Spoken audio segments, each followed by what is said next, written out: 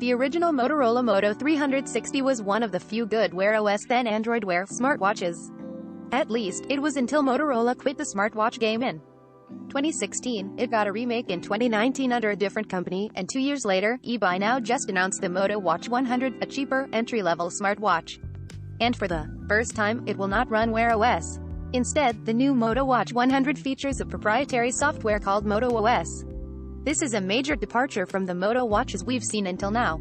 That means it'll be following in the footsteps of recent watches like the Huawei Watch 3, the OnePlus Watch, and every Fitbit smartwatch since the Ionic launched in. There are some clues in the Moto Watch 100 press release as to why. eBay now, a CEE brand's subsidiary and Motorola's strategic brand partner, says the Moto Watch 100 is aimed at first-time smartwatch users and will offer a streamlined experience for health and wellness.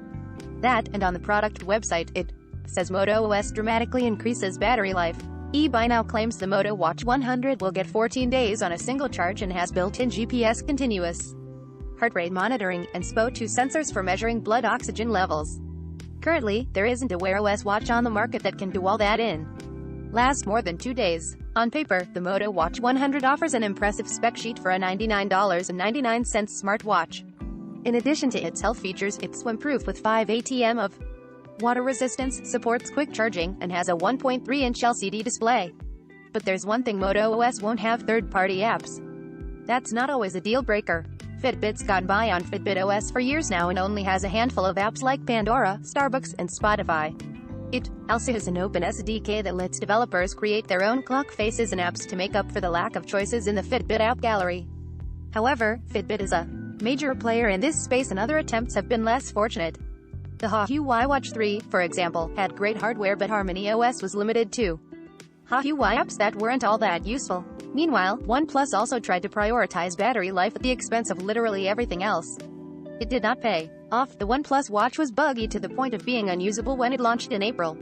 2 weeks of battery life wasn't enough to make up for the OnePlus watch's glitchy software. Essentially, the Moto Watch 100 is taking a calculated risk. Wear OS 2 is on its way out, but it'll be several months before Wear OS 3 arrives. Launching a new Wear OS watch right now won't endear the company to anyone who isn't familiar with its quirks. You only have to look as far as Fossil's Gen 6 to see why. Whether this gamble pays off will entirely depend on Moto OS delivering a good enough fitness tracking experience to make up for the lack of other smart. The $99.99 Moto Watch 100 will be available for pre-order in the US and Canada and comes in both black and silver. It's also compatible with both iOS and Android, but iOS users will have to wait until December for the Moto iOS app.